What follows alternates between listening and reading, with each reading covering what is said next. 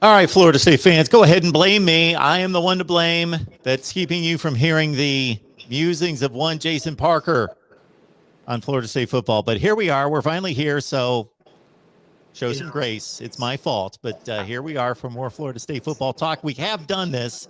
Give us some credit for this. 156 consecutive weeks without fail. And I don't know the track record, the absence, or the punctuality here from Jason, but it's pretty darn close to 100%, Jason. I mean, last week you threw me off by we had the special one because the Crown Prince Logan we had to adjust our schedule for the baby, so we had to do it for him. Some of us had to work at that time, so we couldn't just drop everything for Logan. And now this week, Logan doesn't even show up. I mean, I don't know if he got caught at a bar in Tampa or something. I don't know what happened after covering the draft. But Logan, where are you? It's fine. It's fine. Some of us were here beforehand, ready to go. That's all I'm saying. Okay. We'll get to the NFL draft. Everybody leave your comments and questions as always. That's what we do. We will answer all comments and questions concerning Florida State football and anything connected to the Noles. All right. Jermaine Johnson slid a little ways down the board in the first round, but still things worked out. If you're a Jets fan, and considering that the Jets were rumored to be targeting him with their second first-round selection at number 10, they were still able to grab two players they wanted, the wide receiver from Ohio State and the cornerback from Cincinnati, then go get Jermaine Johnson at somewhere around 22, 24. 26. He 26. got drafted as a 26 pick. It's a little painful for me as somebody who was raised a Dolphins fan to hate the Jets, to see a Florida State player go to the Jets. Obviously, last year with Hampton Najmuddin going to the Jets, you have to accept it. Guys like Leon Washington in the past, it's something we have to accept that the Jets are. Lavernius Coles comes to mind. Lavernius Coles, obviously, but it's something we have to accept that unfortunately the Jets do exist in our spectrum, and we have to accept them as an NFL team. Just barely, yes, exactly. But that was quite the draft for the Jets. I will admit, and I hate the Jets, but they did have a hell of a draft. I think it's good for Jermaine Johnson. I think he is going to be and you could say this is maybe the biased Florida State guy here, but I think he's going to come in, and I think this gives him a chance to come in and kind of fly under the radar when it comes to what will happen in the 2022 season. I think we're going to see him come in. Like you said, we talked about it. He could have been a top 10 pick, and I think there was points where you had the Giants that could have taken him early. When the Ravens were picking, I was like thinking, please God, draft him. So it is interesting that he fell this far. I guess my question would be, with what we saw last season, with the numbers that he put out there, double-digit sacks, basically being the MVP of that defense, the Defensive Player of the Year in the ACC. What possible reason was there for him to drop all the way down to nearly out of the first round? I guess that would be my biggest question. Is it because of Florida State's 5-7 season? Is it because people didn't give a lot of respect to the ACC? If it's those reasons, those make more sense than character issues, because I think as far as a character guy, he was one of the top, had one of the best character guys on the team. So I guess that would be my question, is what would possibly get him to drop all the way to 26? And I'd also like to know what William Heinrich, what is he messing with Jason for? What did I do? I showed up on time this week. Yes, he's blaming you for the late beginning, late start. I was here. I was signed on to Twitter at 5:50, waiting for him to send the invites. That's all. I had no. John, I will let you know who is stating that I should probably schedule some time in between the shows. Well, that's out of my control. So I schedule the people when I can, and we schedule these shows when we can. So we will end this with 5 minutes to go before the top of the hour, so that you have time to go heat up your hot pocket, use the restroom, whatever you've got to do. We got to make sure you survive, especially on Wednesdays, Mark. You just want me to be on time for the Miami show. That's your favorite live stream on YouTube. It is fun hearing Cam Underwood make the excuses for why the U is back. We all know it's not, but it is fun to hear the excuse train. All right, folks. Comments and questions. You got me 4 minutes in already ripping on Miami. That's I think that's record time here for the show. Oh, I don't know if it's record time. It's above the norm, sure. Yeah, you're usually kind of backload your venom for the the Canes late in the show. You know, I don't necessarily know that there was anything held against Jermaine Johnson by NFL executives and personnel people. Certainly when he was drafted, I was locked in on it. I was listening to all the reviews and evaluations and scouting reports and all that business, and it was nothing but glowing. Right. I think it's maybe some other guys were just liked a little bit better. Certainly he's playing a position that's one of those positions: cornerback, edge rusher, wide receiver now, left tackle, quarterback is the obvious. But those four positions that are highly valued, so it wouldn't be position. It's not like, okay, you play guard and you're one of the best guards out there, but nobody needs a guard for 15 spots, and so you're going to get passed on because it's not a premium position, but he plays a premium position, so it wasn't that. I see where you're coming from, and I agree to an extent. I guess my issue is just, and this is once again why I always have issues with all these drafts and all these mock drafts that come out before, because you're 100% correct, Mark. You don't know what you're going to see until draft day comes. And I think, and I wrote about this on Monday on NBC6.com. This is where you're seeing the new draft. This is where the new NFL is coming from. You had more guys taken from HBCU schools than Florida State, Miami, and UCF combined. Florida State, Miami, and Florida, the state of Florida's big three, had 16 draft picks last year. This year they had 5. Some of that has to do with what each team did last season, combining for an under 500 record when you combine all 3 schools.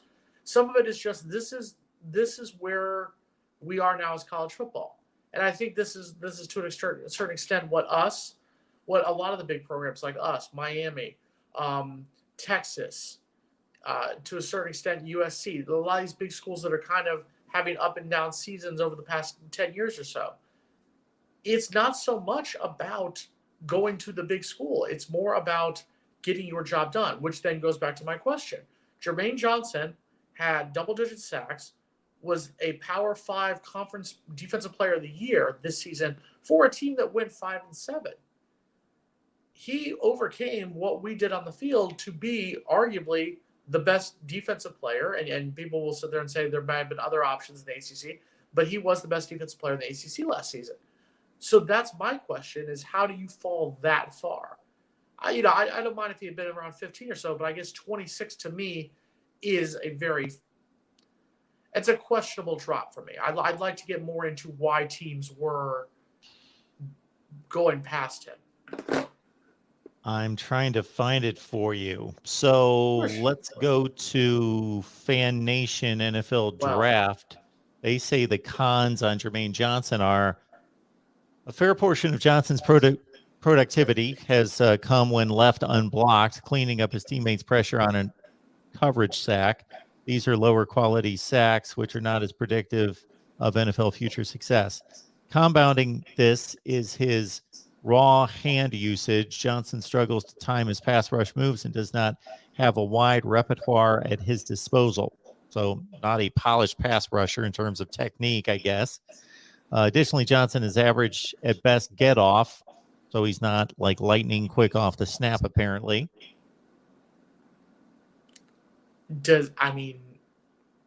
I don't think any of that would drop you from, I saw some mock predictions as high as 7th, like you said, going up in the top 10 to a team like the Jets or the Giants. But you know what? Hey, congratulations to him.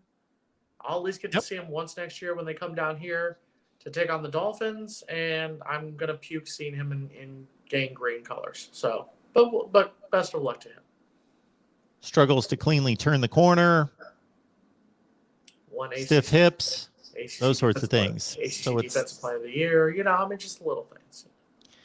I agree with what gets stated once we get to the draft by several people, that these guys have been scrutinized so much for months and months and months that none of them sound like they can play football by the time we get to the draft. Like, they've been so nitpicked that if NFL players that have already proven to be successful in the league got nitpicked to that degree, believe me, we'd be watching NFL games and saying, well, that guy sucks. He sucks. He can't do this. He can't do that. No. So their games can all be torn apart. I'll give you a prime example. Malik Willis, the quarterback from Liberty. All we heard was that he was going to be a first-round draft pick. Steelers were going to take him at 20. He was going to even go higher than that. Washington was looking at. All we heard was he was going to go in the first round, and I believe he went in the third round. So I mean, yeah, that's why the draft is always something where we can sit here and talk for months and months about where all these players are going to go and whatnot. But the bottom line is, until you get to the draft, you are never going to know. And that's why it's both fun and infuriating at the same time. And I mean, he's not the only one. I mean, if you look at the list, there's 4 other guys who signed undrafted free agent deals. Jayshon Corbin signing with the Giants, so he'll be playing in the same stadium, at least for the preseason. Andrew Parchment, the much maligned wide receiver that we've taken shots at several times on the show here, signed a hefty deal with Carolina. He's getting a lot of money for an undrafted free agent to sign with Carolina. Keir Thomas, who came in from South Carolina, the Miami native, he signed with the Rams, so at least you'll get a chance to be with some Super Bowl champs. And Devontae Love-Taylor signing with Tampa Bay. He's from the Tampa Bay area, so it's kind of a homecoming for him. And then 2 other guys, Emmett Rice. And that's something I'm glad to see that Emmett Rice got an invite. The Giants invited the linebacker from Miami native.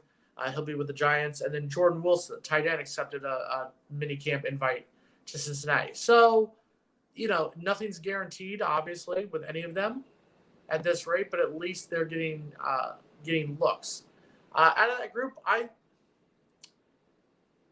think any of those 4 are going to be on 53-man rosters come regular season.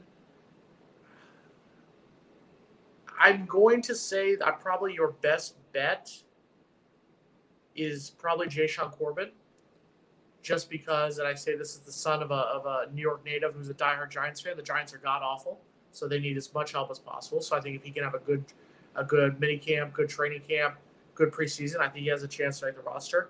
Devontae Love-Taylor may have a shot in Tampa, just because I think the Bucs are going to lose a couple guys if they have to keep Brady around. So they may have to keep him. He may make practice squad. These guys may make practice squad, but I think Corbin probably has the best chance out of the 4 who've signed undrafted free agent deals to make a 53-man roster. And once again, who hooked up with the Rams? That was Keir Thomas, defensive end. Keir Thomas. Okay. Well, he's got a good shot of sticking. And as was mentioned here, there was some surprise. And if we had Logan here, he would certainly be, I'm sure, disgusted that Keir Thomas was not drafted as a huge Keir Thomas guy. But, he will be able to join forces if he makes the team with, of course, former Knowles, Jalen Ramsey, and Cam Akers.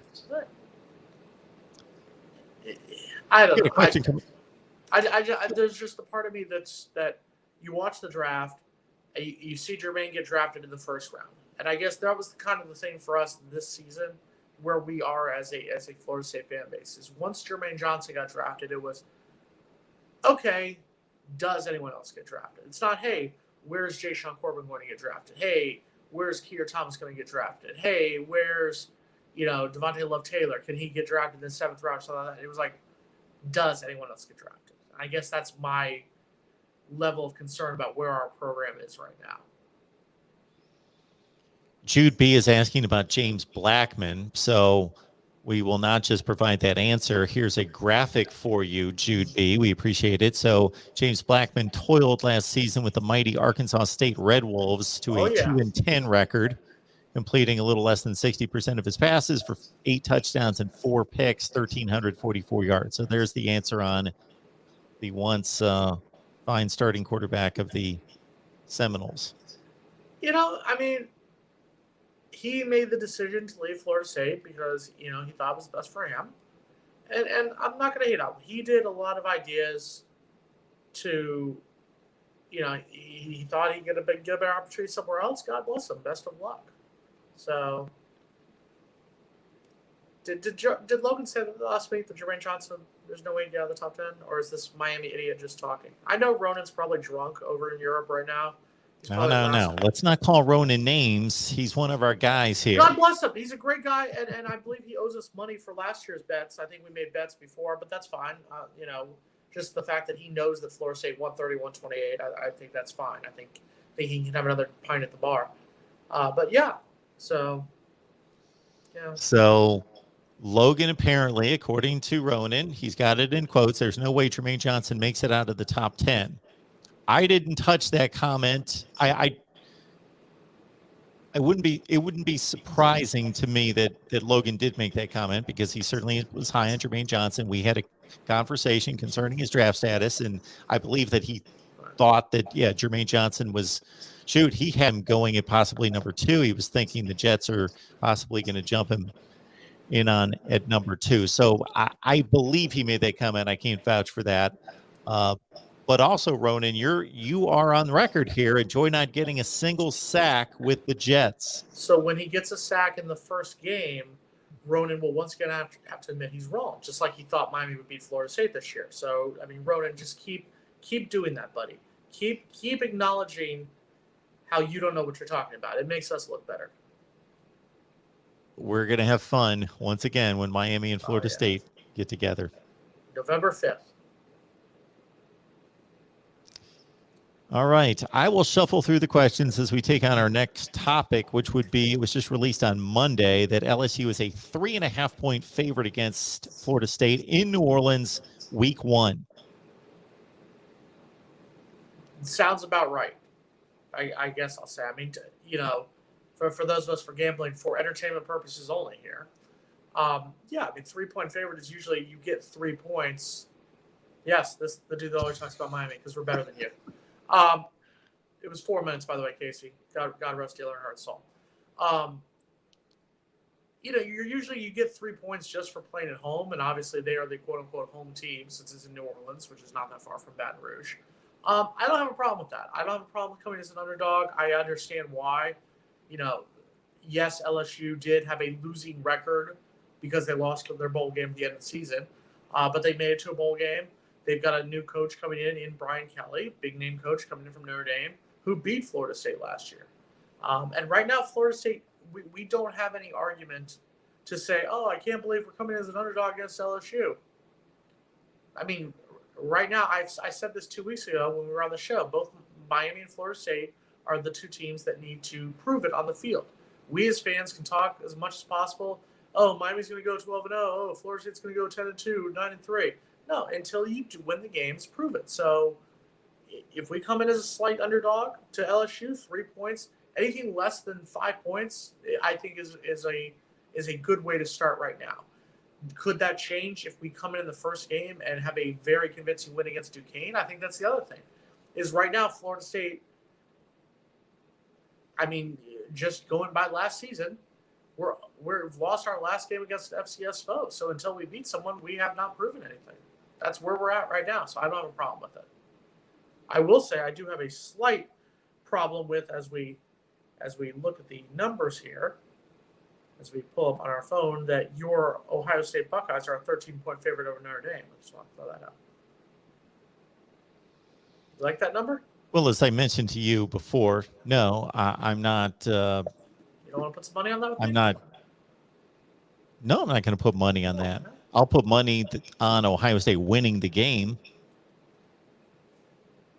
So you're going to take Notre Dame in the points there. You think Ohio State wins, but you would take Notre Dame in the points. I would right now, yes. Okay. I would take Notre Dame in the points. Yes. Florida's a pick-em against Utah. I think that's going to be a great game. Do you think Utah pulls off the upset? Well, it's not an upset if it's a pick 'em game and they're on the road. Utah just went to the Rose Bowl. What did Florida do last year? Florida went to the Gasparilla Bowl. Gregory, put your money where your mouth is, buddy. LSU does not win by 21. LSU may win, but they do not win by 21 points. Put your money where your mouth is, Greg. Yes, that is 100% right, Rob. It will be a lot closer. I mean, us losing to Clemson a few years ago is still a lot closer than what Alabama did to Miami. There's so much money off that game.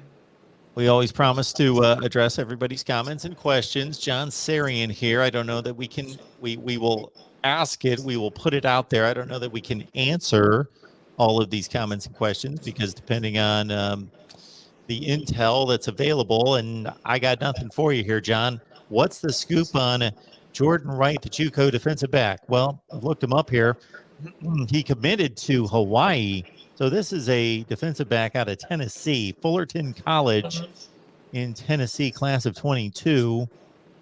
And he's a soft commit to the Hawaii Rainbow Warriors. So that's all we can tell you according to 247 Sports right now. And there's no crystal ball predictions on him.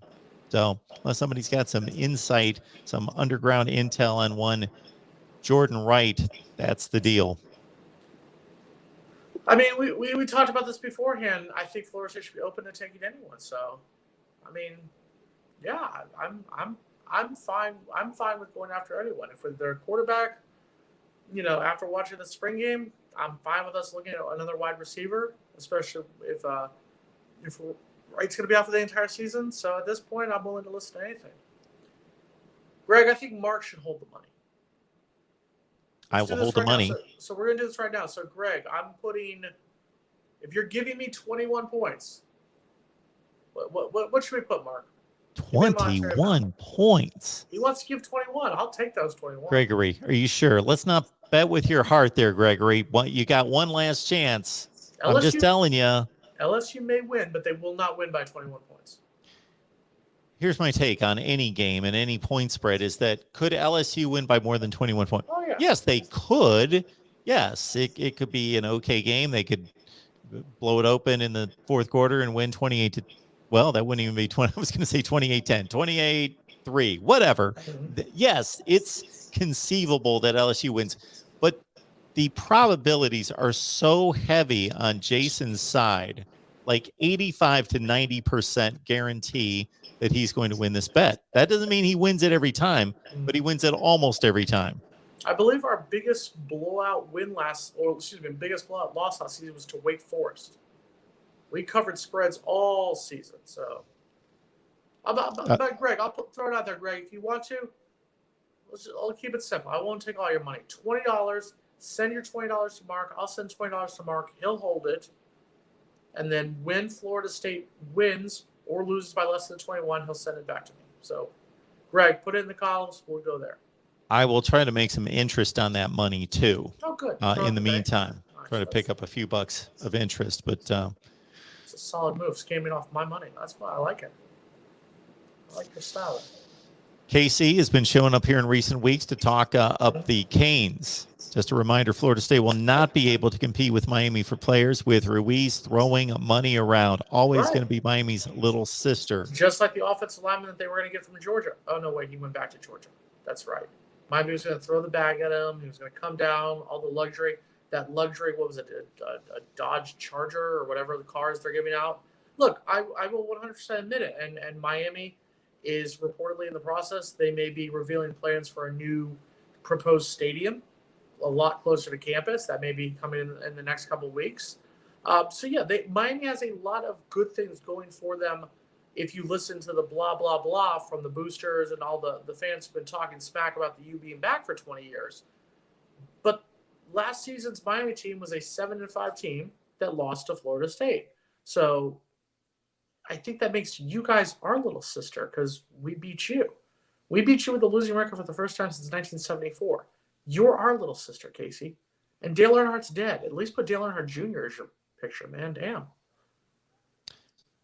I enjoy these back and forths because, of course, I sit here from neutrality standpoint, and then I can, not that I'm judge and jury, but of course it's my channel, so I can play judge and jury. But I can at least say, from my perspective, that's an unreasonable statement, or that makes total sense, or whatever.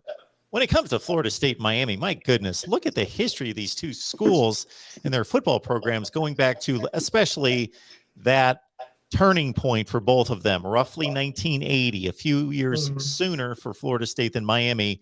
There is nobody that should be calling anybody little sister in this. I don't care what the series record is. I know that Miami's got a couple game lead, whatever. There's no dominance ensued by either one of them over the other. The thing here that gets me, and maybe I hear it more living down here in South Florida, is Miami fans talking smack when they have. Thank you very much, Greg. Thank you. There we go. Yes. Thank you so much for that, Greg. Except Greg, for, man, I should have filled him in on the rule. Should have sent that like Venmo, PayPal, or Cash App. Shoot, YouTube just took like 40% of that.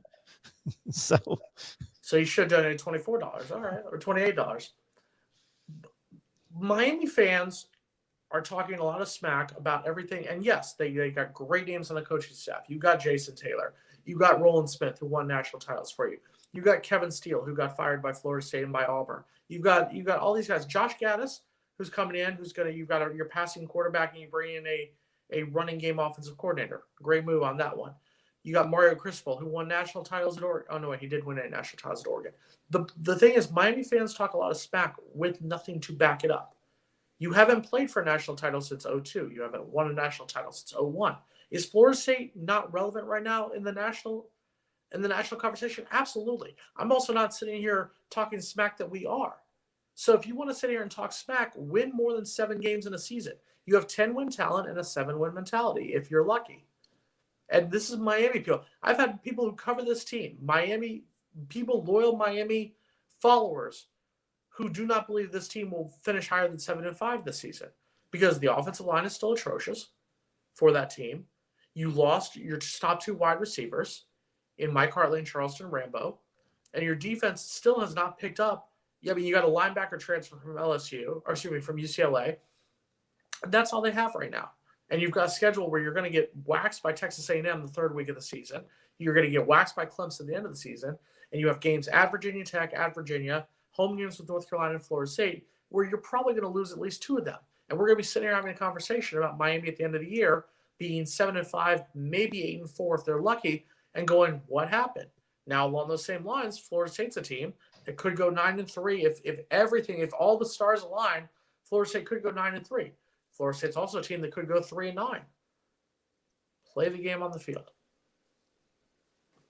But Miami fans need to actually win something first before they can actually talk smack. Oh, we won 5 national titles. Well, they were 20 years ago. So. There's a lot there to unpack, Jason. So I'm gonna start here. So my first point would be that when you bring up the term relevant, this is what comes to mind. There's one way to measure that, and that's just, okay, who's producing on the field? And that's easy to see. Okay, Florida State's not, Miami's not, they're irrelevant. If that's all you're going to judge it by, that, okay, who's relevant playing the games and competing for championships right now? Neither one of them. Okay, if you want to look at brand name, relevance, history, fan base, all that, then there's an argument that they will always be relevant. They could go, Florida State could continue a skid for another 10 years, and so could Miami. They're still relevant. I understand that argument as well. And I agree with you. I guess when I say relevance, I'm sticking with the championship argument. On the field, yeah. Neither one. Yeah. Relevant. I mean, Florida State and Miami, neither one will win the ACC this year. Neither one has a shot at the national title. Let's just be honest about that right now. Yeah. Do I think, if we're going to be completely honest with it, do I think Miami has a better chance to be in the national championship conversation than Florida State? Yes, I would say yes right now. I agree. But that being said, all we talked about last season is this is going to be a 10-win team. De'Aaron King is going to be a Heisman Trophy contender. And then what happened? They lost to a Florida State and North Carolina team that ended the year with losing records, and a Virginia team that finished 6-6.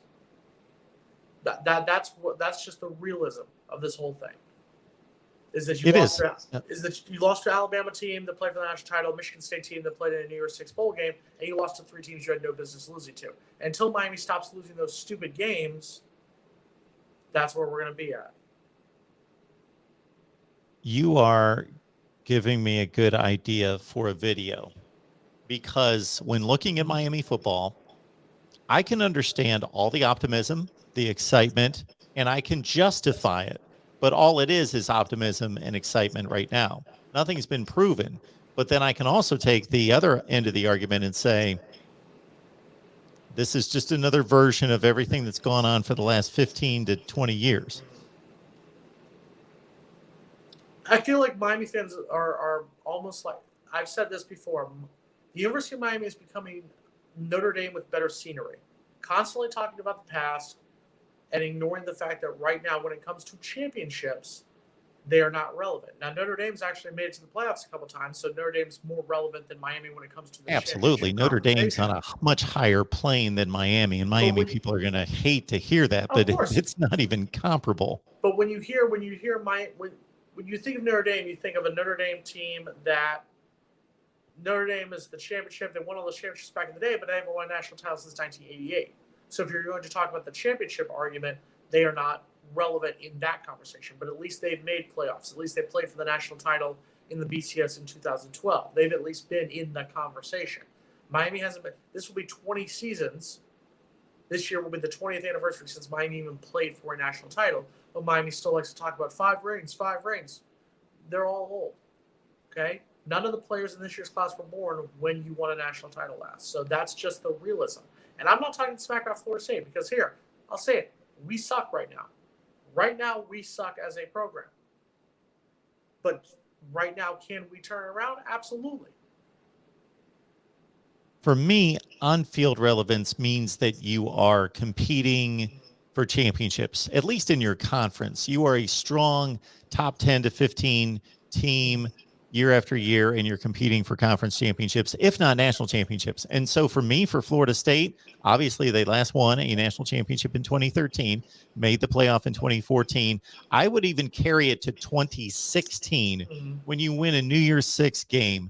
You finish in the top 10. You beat a Michigan in said Orange Bowl game, that you're nationally relevant with that kind of season. So for Florida State, that's 2016. For Miami, that's 2004, five. Let's be honest. They played for the ACC championship in 2017. They scored 3 points in that game against Clemson, and then they got beat by Wisconsin in the Orange Bowl. So they did have that one season, but that's been their one season. Miami right now, over the last 20, I apologize. Miami over the last 17 seasons has more losing seasons than bowl wins. That's where Miami is right now. That's not me picking on Miami. That's me making a factual statement. Miami has 3 losing seasons and 2 bowl wins over the last 17 seasons. That's where Miami is right now. Is Florida State mired in a 40-year losing streak, first time since the mid-'70s? First time since my father was a part of that program? Absolutely. But that's the difference is we will own it. We own where we are right now. Miami still thinks they are a championship relevant program. Yes, they are a name. Yes, they have the history. You are 100% correct. But as far as championship relevance, no, Miami's not a championship relevant program. Neither is Florida State. Gregory, thank you so much for your super sticker, your second super sticker. So Gregory, I want you to be assured that you're not wasting your money or throwing it away here. So we will keep track. And so Gregory has also posted a $50 super sticker. So let's do the math. $70. Where are we with 60% of 742? You just made a $42 wager with Gregory. So no. We made a $20 wager. He donated $22 to your show. Okay, I'll take that. That's fine. But yes, so we will just Gregory, $20. I will make sure to spend your money wisely.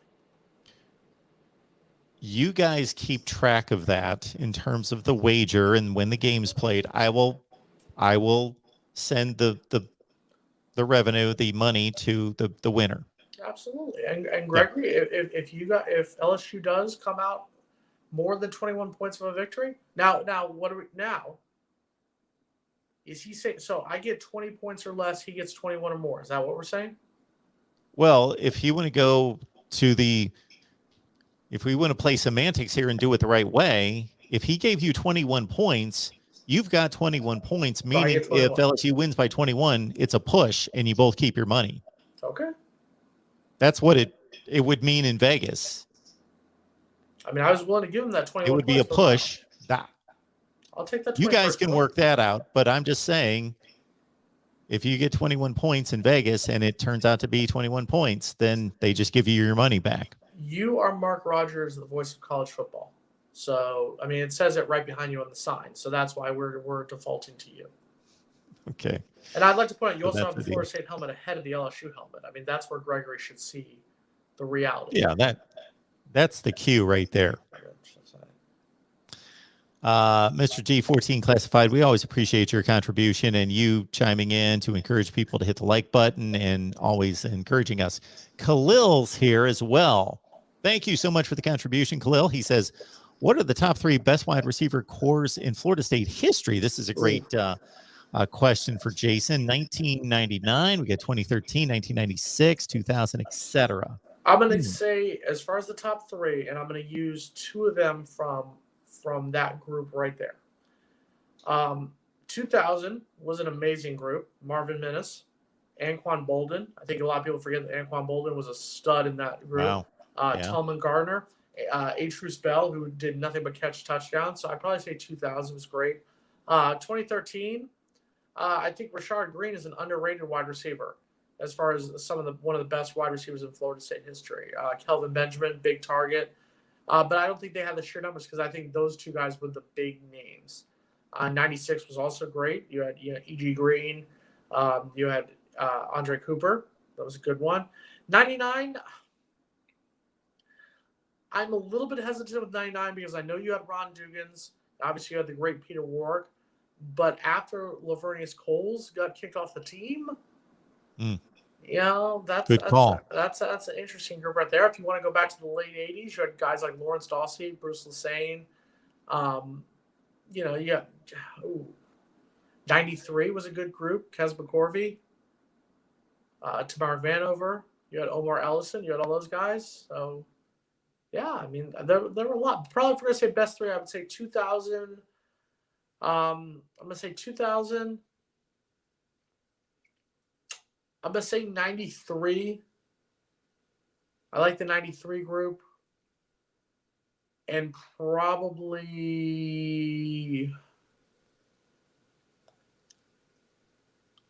for sheer numbers, I'll say 2013. I think what Rashard Green and Kelvin Benjamin did. I think just they put up an amazing season. I'd give both of them. I came up with a couple topics when we were on the show with Logan last week that I thought I tabled them, but I said Jason has to be part of this conversation. I won't bring them up, but they were of a historical bent, so you would have to be part of the conversation. But I thought that they were one that comes to mind, and I'm going to have to remember the other one, and I hope it comes back to me, was to review recruiting classes for us to take on during this dead time, May, June, etc. Take on a recruiting class and go back in time and kind of review it, see who turned out, who was a boom, a bust, who lived up to the hype, all that sort of thing. We got plenty of summer months, so we can talk about that. And I'm going to give you a quick programming note. Okay. Fans, start watching. Well, watch all the time.